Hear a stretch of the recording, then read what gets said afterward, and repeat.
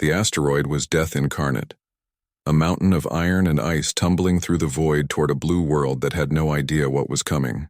On Earth, dinosaurs still ruled the land, and the first mammals scurried through undergrowth, unaware that in 14 hours, their world would become a furnace.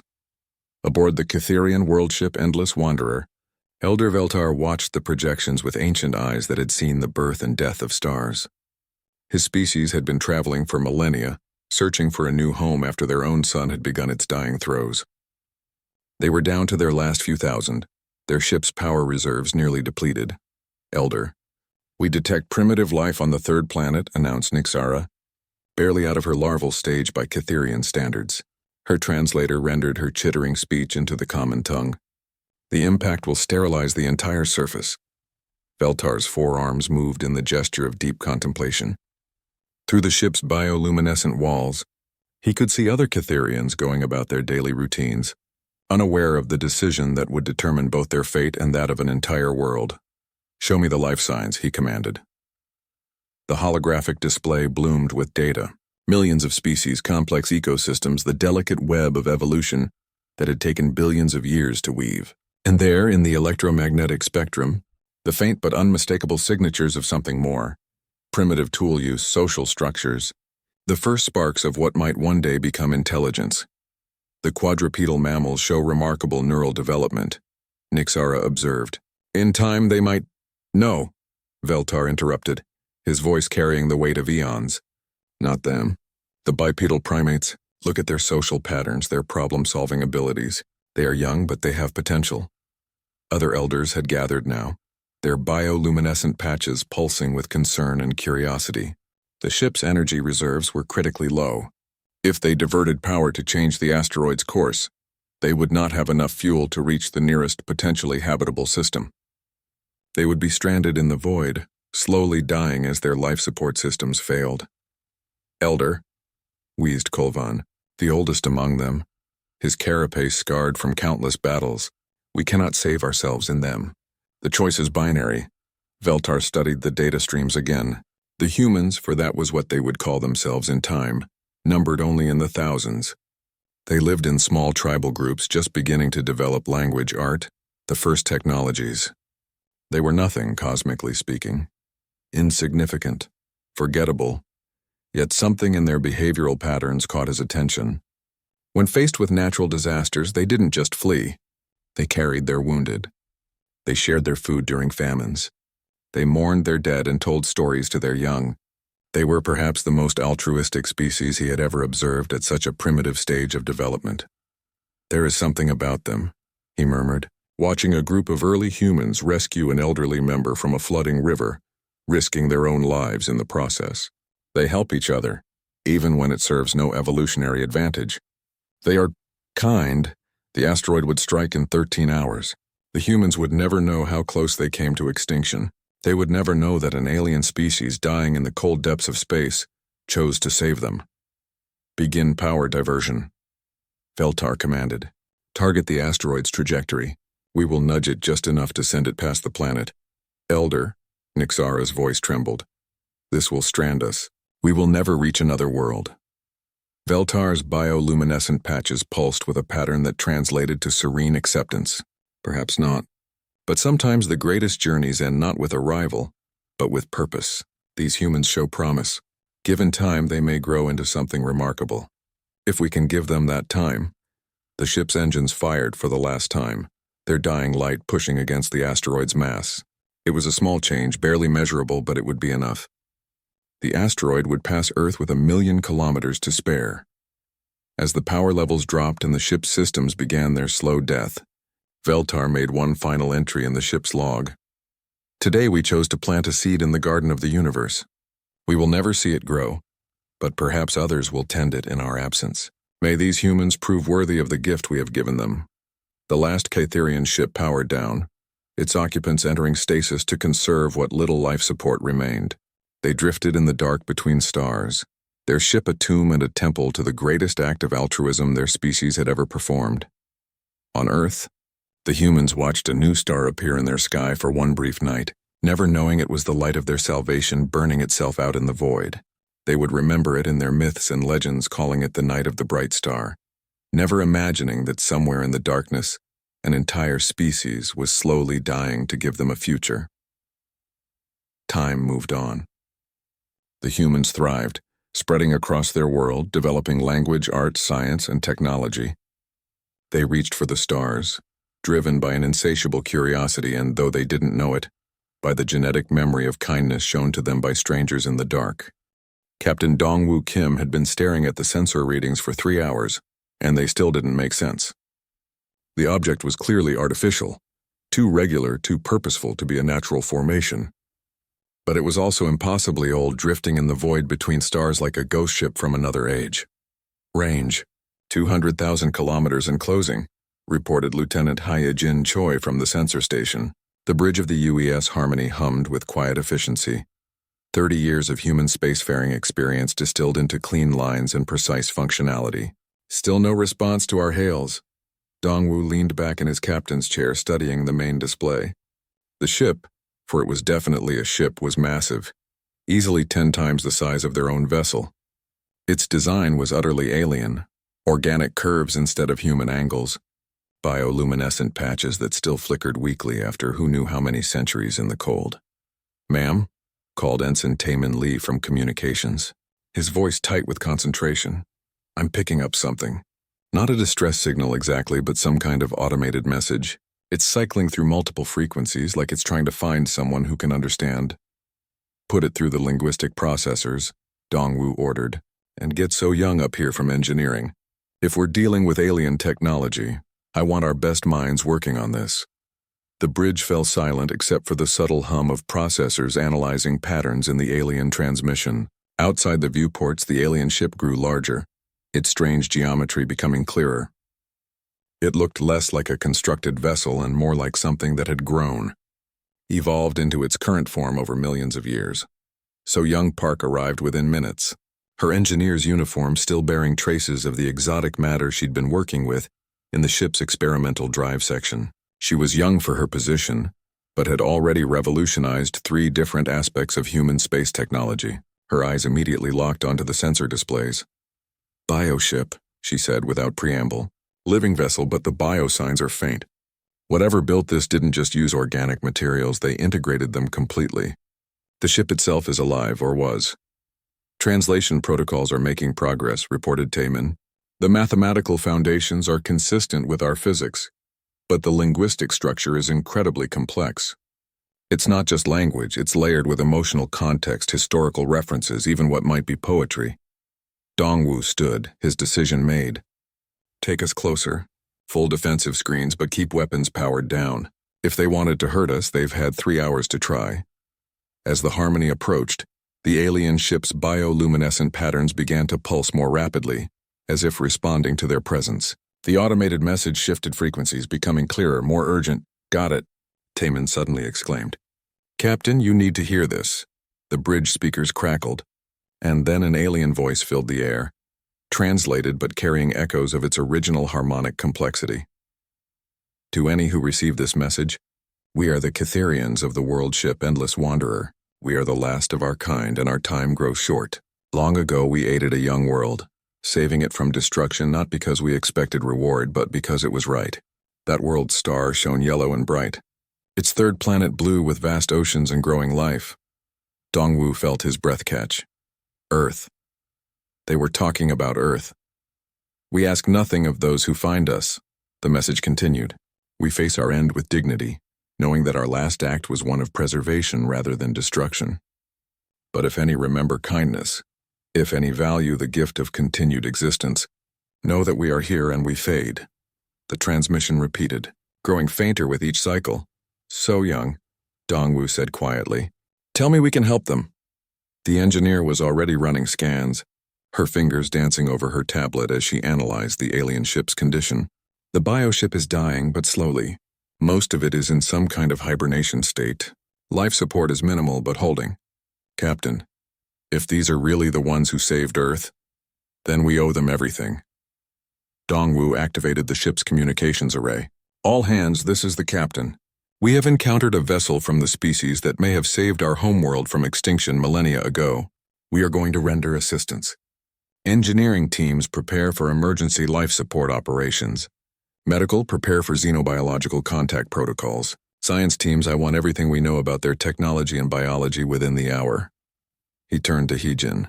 Send a message back to Earth. Tell them we found something that will change everything. And send it on the emergency diplomatic channel. This goes directly to the World Assembly. As the Harmony maneuvered alongside the Catherian world ship, Dongwu couldn't shake the feeling that this moment would be remembered for as long as humanity endured. They had spent centuries reaching for the stars, driven by curiosity and the dream of finding others among the vast darkness. They had found their saviors, and their saviors were dying. Through the viewports, he could see the ancient ship more clearly now. Its organic hull was scarred by micrometeorites and radiation, its bioluminescent patches flickering like dying embers. But it had endured. Against all odds, it had survived in the void long enough for this meeting. Docking procedures initiated, So Young reported. Their ship is responding to our approach. Whatever intelligence controls it recognizes us as friendly. Dongwu nodded, then activated the ship-wide communication system. Crew of the Harmony, we are about to make contact with the species that gave humanity its future. Remember that we represent not just ourselves, but every human who has ever lived. Make us worthy of their gift. As the docking clamps engaged and the two ships joined across the void, the Catherian bioluminescent pattern suddenly blazed with renewed light, as if the ancient vessel was coming alive at the touch of those it had saved so long ago. The age of human isolation was ending. The age of repayment was about to begin. The stasis chamber released its occupant with a soft hiss of crystalline vapor, and Elder Veltar opened eyes that had not seen light for 3,000 years. The first thing he noticed was the warmth, actual, genuine warmth instead of the barely above freezing temperature the ship had maintained to preserve the last vestiges of life. The second thing he noticed was that he was not alone. A biped stood beside the chamber, clearly alien but unmistakably intelligent. Its features were soft and symmetrical, its body compact and efficient. When it spoke, the words came through a translation device that somehow managed to convey not just meaning, but emotional undertone. Elder Veltar, the creature said, and its voice carried a weight of respect that transcended species barriers. My name is Dongwu Kim, captain of the human vessel Harmony. We received your message. Human. The word triggered cascades of memory, a blue world spinning in space, primitive bipeds learning to make fire, to create art, to love and sacrifice for one another. The ones they had saved. Impossible, Veltar whispered, his bioluminescent patches flickering weakly. The calculation showed you would not achieve spaceflight for millennia yet. Dongwu smiled, an expression that the Catherians' enhanced pattern recognition immediately identified as pleasure combined with pride. We're faster learners than you expected, and we have very long memories. Over the next few hours, as Veltar's body slowly adjusted to being active again, the human captain explained what had transpired. Humanity had not just survived, they had thrived beyond all projections. They had developed faster than light travel, established colonies on dozens of worlds, created a unified planetary government dedicated to exploration and peaceful contact with other species. But more than that, they had remembered the night of the bright star. Every human child learns the story, Dongwu explained as they walked through the corridors of the Catherian ship, human medical teams working alongside the few awakened Catherians to stabilize the dying vessel. We didn't know it was real until our deep space telescopes started mapping asteroid trajectories. We found the deviation point, calculated the energy expenditure required. Someone had saved us. They entered what had once been the ship's heart, a vast chamber where bioluminescent neural networks had once pulsed with the collective consciousness of an entire species. Now it was dim, most of the networks dark and cold. How many? Veltar asked, though he feared the answer. 43,000 in stasis. Another 12,000 who didn't make it. Dongwu's voice carried genuine grief. Elder, I am so sorry. If we had found you sooner. No. Veltar's forearms moved in the gesture of absolution. That we survived this long is miracle enough. That you found us at all. He paused, studying the human's face. You said you have long memories. What do you remember? That kindness was shown to us when we were weak and helpless. that someone chose to save strangers at the cost of their own survival. Dongwu met the alien's gaze directly. "We remember that we owe you everything." Before Veltar could respond, another human entered the chamber. This one was younger, female, with the focused intensity of a master engineer. She carried a tablet covered in complex technical readouts. "Elder," she said, bowing in a gesture of respect that somehow felt perfectly appropriate. "I'm So Young Park, chief engineer of the Harmony. I've been studying your ship's systems and I have news." She activated a holographic display that showed the world ship's structure in stunning detail. "Your ship isn't just dying, it's tired. The bio-neural networks have been cannibalizing themselves to maintain life support for 3 millennia, but the core systems are still intact. The genetic templates for your ship's growth, the quantum consciousness matrices that allow your technology to function, they're all here, waiting." Veltar stared at the display in amazement. "You can read our biotechnology?" "We're learning fast," So Young admitted. "Our computers are good at pattern recognition, and your ship seems to want to communicate with us. But more than that," she paused, looking between the Elder and her captain, "we think we can help, not just with emergency repairs, but with actual restoration." "The resources required would be enormous," Veltar protested. "You barely know us. Why would you—" "Because you saved our world," Dongwu interrupted. "Because every human alive today exists because of what you did. Because this is what civilization means. Taking care of each other across species, across time, across the vastness of space itself." As if to emphasize his point, the chamber suddenly filled with activity. Human medical teams were gently waking more Catherians from stasis, while others worked to stabilize the ship's biosystems. Engineers collaborated with awakened Catherian technicians to understand systems that were as much living organism as they were machine. "There's something else," So Young said quietly. "We've been monitoring interstellar communications and we've picked up references to your people. There are others out there, other Catherian ships, other survivors, but they're being hunted." Veltar's bioluminescent patches flared with alarm. "The hegemony? They sought to finish what they started when they destroyed our homeworld." "Then they're going to be very disappointed," Dongwu said, his voice carrying a hardness that spoke of humanity's long history of protecting what they valued. "Because you're under human protection now." The Elder looked at this young species, barely out of their cradle by galactic standards, and saw something that took his breath away. They had not just survived and thrived. They had remembered kindness and chosen to pay it forward. They were offering not just aid but alliance, not just survival but restoration. "Captain," he said formally, "on behalf of all Catherians living and yet to wake, I accept your offer of assistance, but you must understand, if you help us, you will make enemies of some of the most powerful forces in the galaxy." Dongwu's smile was sharp as a blade and twice as bright.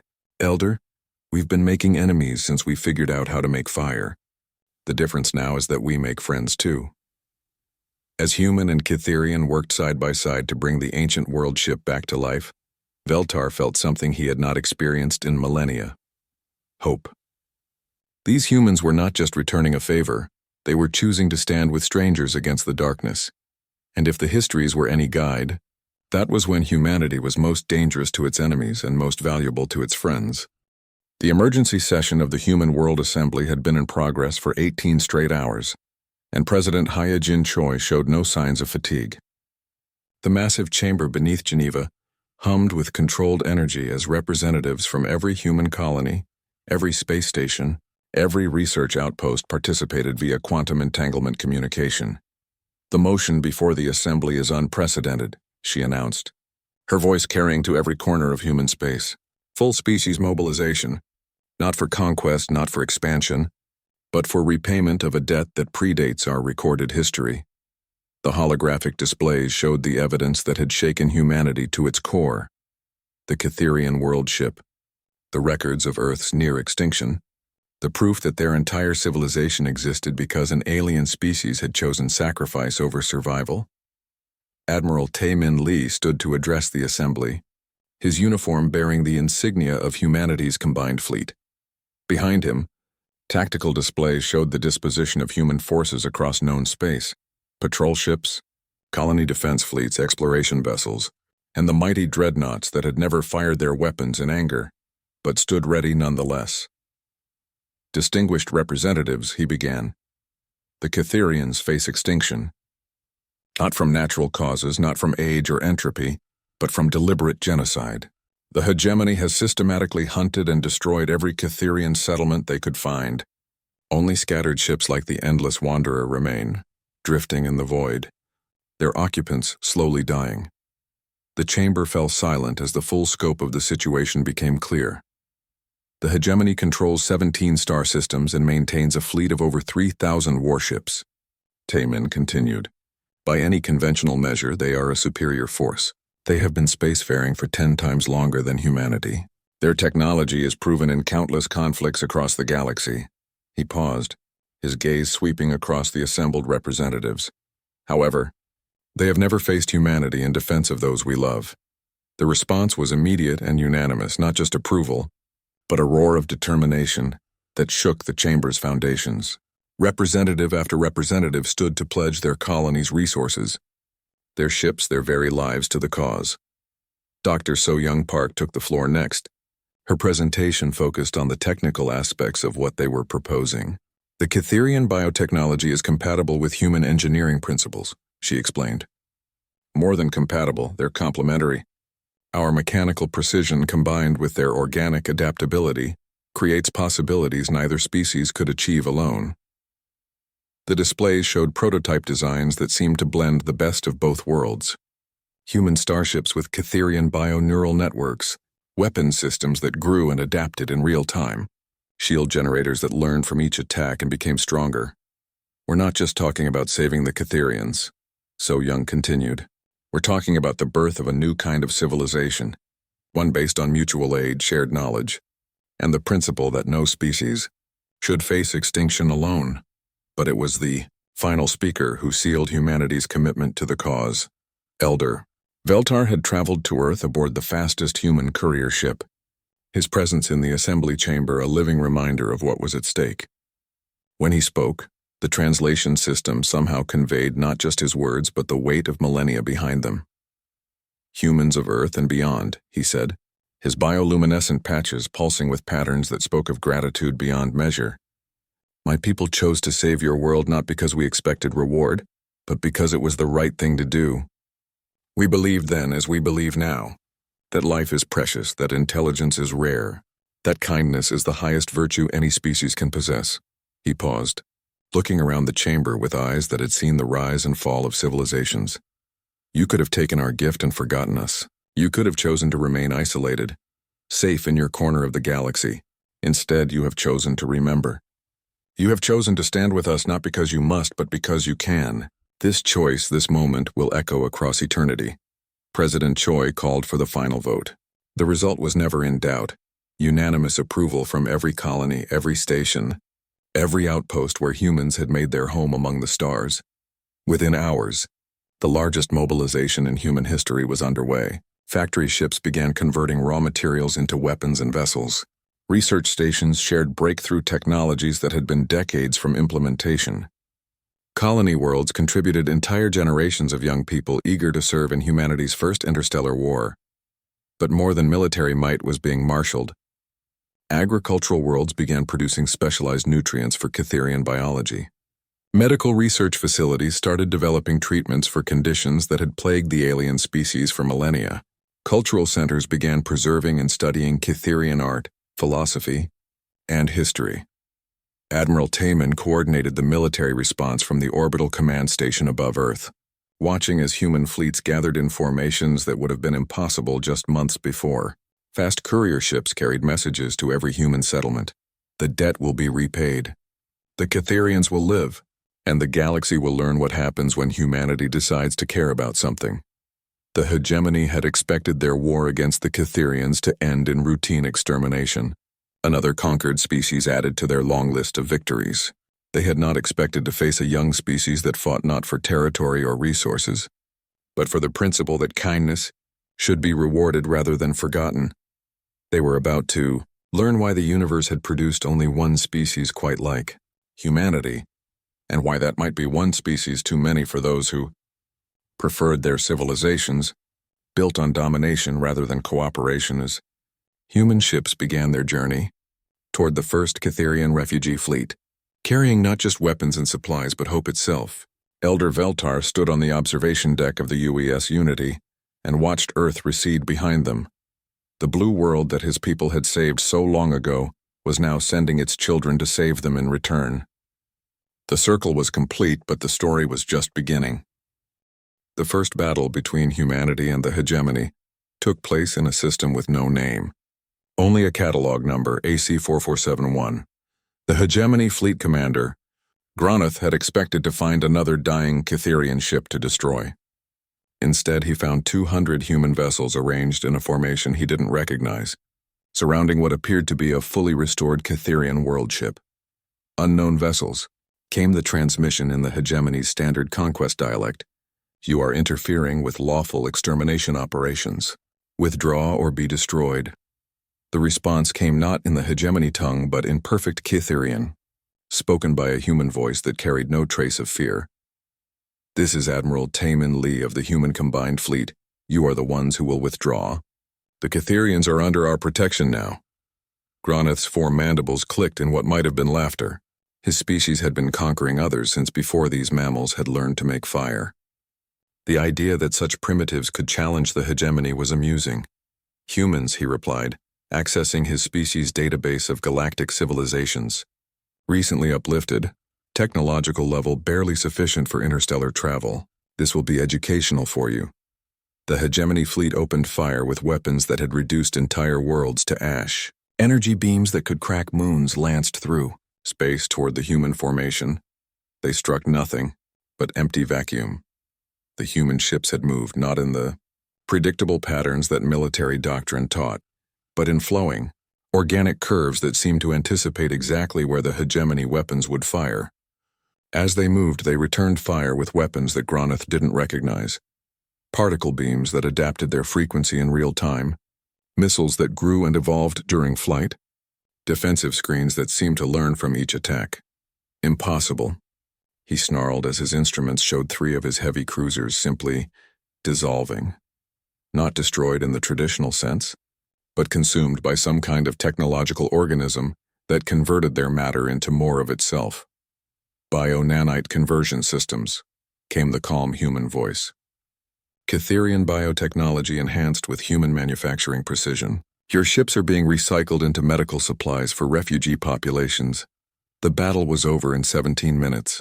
Of Gronoth's 500-ship fleet, only his command vessel remained intact, held motionless by some kind of quantum entanglement field. Across his screens, he watched human ships gently approaching Catherian refugee vessels, offering aid, supplies, and safe passage to new homes. This is Commander So-Young Park of the Engineering Corps, came another human voice. We've analyzed your ship's systems, impressive for a species your age, but you're still thinking in terms of static technology. Let me show you what advancement actually looks like. His ship systems began rewriting themselves, not being destroyed or disabled, but improved, enhanced. His weapons became more efficient, his engines more powerful, his life support systems more reliable. Within minutes, his vessel was superior to anything in the hegemony fleet. Why? He asked, genuinely confused. Why improve the ships of your enemies? Because you're not our enemy, came Admiral Taemin's reply.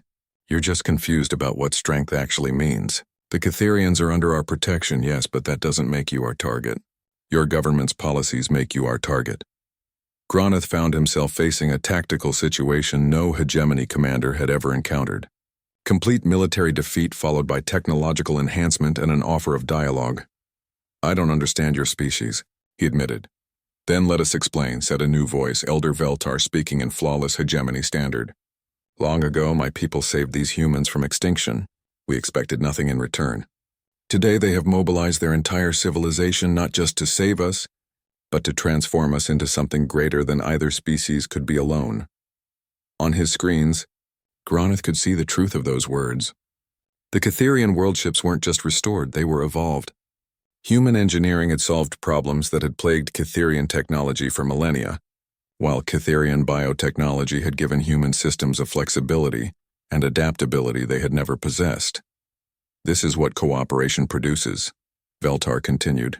Not conquest but mutual elevation. Not domination, but partnership. Your people have spent millennia perfecting the art of destroying others. These humans have mastered something far more difficult: the art of helping others become their best selves.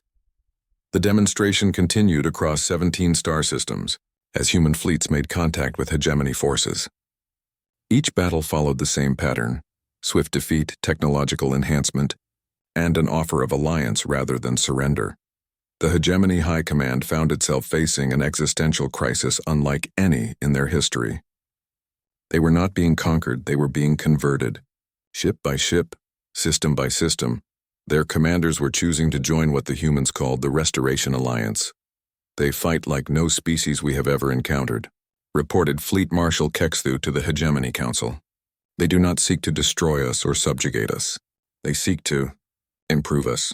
Their weapons disable rather than destroy. Their victories are followed by offers of partnership rather than demands for submission. The council chamber fell silent. For 10,000 years, the hegemony had ruled through fear and overwhelming force. They had conquered dozens of species, each victory adding to their sense of inevitable supremacy. The concept of an enemy that fought to elevate rather than eliminate was beyond their comprehension. "What do they want?" demanded Supreme Chancellor Vexen, his biomechanical implants sparking with agitation. "They want the Catherians to live," Kexthu replied simply.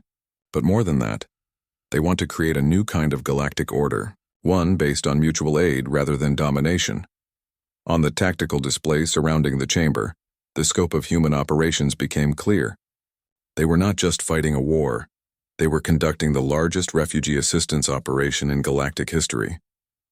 Catherian survivors were being evacuated from hidden refugees throughout the galaxy, their ancient ships restored and enhanced, their people given new hope. But the humans had gone further. They were terraforming entire worlds specifically for Catherian biology, creating perfect habitats where the ancient species could not just survive, but thrive. They were preserving Catherian culture, art, and philosophy with the same dedication they brought to preserving the species itself. "They are spending resources on a scale that defies economic logic," reported the hegemony's chief analyst. "The cost of their operations exceeds the gross domestic product of entire star systems. They are bankrupting themselves to save strangers, or," like came a quiet voice from the back of the chamber, "they are investing in a future we never imagined possible." The speaker was Naliseth, youngest member of the council, and the only one who had ever questioned the hegemony's philosophy of conquest. "Perhaps we have been thinking about this wrong. Perhaps strength is not measured in the ability to destroy, but in the ability to create, to preserve, to elevate others." The chamber erupted in angry chittering and bioluminescent flashing, as the older council members rejected such revolutionary thinking. But Naliseth continued, her voice cutting through the chaos. "Look at what they have accomplished in mere months. They have transformed the Catherians from a dying species into a thriving one. They have created technology that surpasses our own. They have built alliances that span dozens of species, and they have done it all through cooperation rather than conquest." Supreme Chancellor Vexen raised one clawed appendage for silence. "You suggest we surrender to these humans?" "I suggest we learn from them," Naliseth replied, "before it is too late." Meanwhile, in the restored Catherian world ship New Dawn, Elder Veltar stood beside Admiral Taymin as they reviewed the latest reports from across the galaxy.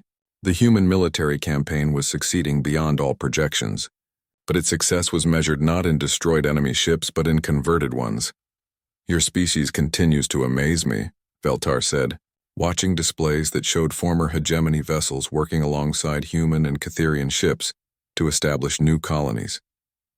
"You could have simply defeated them. Instead, you are transforming them." Taymin smiled, the expression carrying the weight of human history behind it. "My people learned long ago that the best way to defeat an enemy is to make them your friend. The hegemony has spent millennia perfecting the art of war, but they have forgotten what war is supposed to achieve: peace. And if they refuse to change, then we will continue to show them a better way," Taymin replied.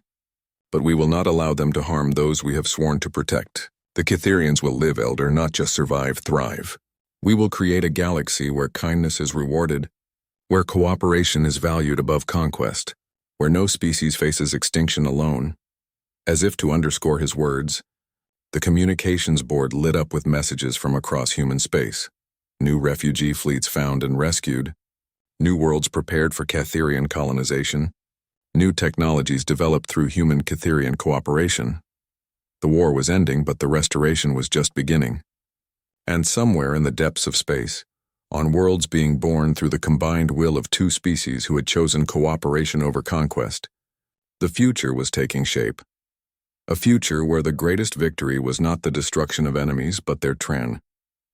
5 years after first contact, the ceremony took place in orbit around New Kythera, a world that had never existed in nature, but had been crafted by human engineers and Catherian biotechnology into something that surpassed both species' wildest dreams. The planet below was a masterpiece of cooperative terraforming, vast bioluminescent forests that served as living cities, crystalline seas that pulsed with engineered nutrients, and skies that shimmered with atmospheric processors designed to create the perfect environment for both species.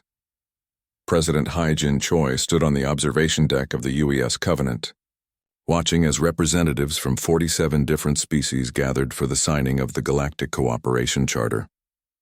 The hegemony was there, their delegation led by Nalaseth, who had become their new supreme chancellor after a peaceful revolution that had transformed their entire society. Former enemies now worked as partners, their ships and stations integrated into the growing network of the Restoration Alliance. "It's beautiful," said Elder Veltar, his bioluminescent patches pulsing with patterns that translated to profound satisfaction. His people were no longer dying, they were thriving. Catherian colonies had been established on 16 worlds, their population growing for the first time in millennia. More importantly, they were growing alongside other species, sharing knowledge and culture in ways that enriched everyone. Captain Dongwoo Kim, now promoted to admiral and serving as humanity's ambassador to the new galactic community, joined them at the viewport. "My grandmother used to tell me stories about the night of the bright star," he said quietly.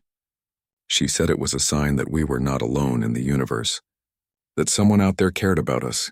He gestured toward the planet below, where human and Catherian children played together in parks that existed nowhere else in the galaxy. I don't think she ever imagined this. The signing ceremony itself was broadcast across known space, reaching billions of beings on thousands of worlds. As each species representative added their agreement to the charter, they were joining something unprecedented in galactic history. A government based not on conquest or commerce, but on mutual aid and shared advancement. Dr. So-Young Park, now Director of Interspecies Technology Integration, had overseen the development of the systems that made such cooperation possible, translator networks that conveyed not just language but cultural context, manufacturing systems that could adapt to the needs of any biology, transportation grids that could safely carry beings with radically different environmental requirements. The technology was the easy part, she explained to a gathering of xenobiologists and engineers from across the galaxy. The difficult part was learning to think beyond the limitations of our individual species. When you stop asking what's best for us and start asking what's best for everyone, you discover possibilities that no single civilization could imagine. But perhaps the most profound change was happening at the individual level. Former hegemony soldiers worked alongside human peacekeepers to protect refugee populations. Catherian bioengineers collaborated with human physicists to develop new forms of clean energy. Species that had been enemies for millennia found common ground in their shared commitment to the Charter's core principle, that every intelligent species had the right not just to survive, but to flourish. Admiral Tae-Min Lee, now commander of the Restoration Alliance Defense Force, stood before a mixed-species crew that would have been unthinkable just years before. His ships patrolled not to enforce human will, but to protect the principles of cooperation that had become the foundation of the new galactic order. "We face challenges," he told them during their final briefing before departing for the Outer Rim territories, where rumors spoke of other species in need of aid. There are still those who believe that strength comes from domination, that survival requires the destruction of others. Our job is not to destroy them, but to show them a better way. The challenges were real. The galaxy was vast, and there were ancient powers that viewed the Restoration Alliance as a threat to their traditional ways of doing business. There were species so alien that communication itself was nearly impossible. There were civilizations built on philosophies that seemed incompatible with cooperation, but humanity had learned something in their long journey from a primitive tribe on a blue world to the leaders of a galactic alliance. That kindness was not weakness, that cooperation was not surrender, and that the greatest victories were won not on battlefields but in the moments when former enemies chose to become friends. As the ceremony concluded and the assembled fleets began to disperse to carry the message of the Restoration Alliance to every corner of the galaxy, Elder Veltar made one final entry in the record that had begun so long ago with his people's decision to save an unknown world. Today we witness not the end of our species' journey, but its transformation. The humans we saved have grown beyond our most optimistic projections, not just in technology or population, but in wisdom. They have taught us that the greatest gift one can receive is the opportunity to give something greater in return. The galaxy is vast, and there are countless species yet to be discovered, countless worlds yet to be explored, countless problems yet to be solved. But for the first time in our recorded history, we face these challenges not alone but together. Human innovation, Cytherian wisdom, and the diverse strengths of 47 species united by a simple principle, that we are stronger together than we could ever be apart. The debt has been repaid, but the relationship continues. What began as an act of kindness has become something that will reshape the galaxy itself. We have learned that the greatest victories are not won by defeating enemies, but by transforming them into allies. The greatest strength is not the power to destroy, but the will to create. The greatest wisdom is not knowing how to take, but understanding when to give. This is what happens when a species chooses kindness over conquest, cooperation over domination, love over fear. This is what happens when someone lends a hand to strangers in the dark, and those strangers remember. As the last ships departed New Kythera's orbital space, carrying the message of the Restoration Alliance to distant stars, the galaxy entered a new age. It would not be without conflict, without challenges, without moments of doubt and fear, but it would be an age where no species faced extinction alone, where kindness was met with gratitude, and where the simple act of helping others created ripples that would echo across eternity. Humanity had repaid their ancient debt, but in doing so, they had created something far more valuable, a future where debt itself was transformed into gift, where obligation became opportunity, and where the greatest achievement any species could aspire to was not the conquest of others, but their elevation. The night of the bright star had become the dawn of the new galaxy, and the light would never fade.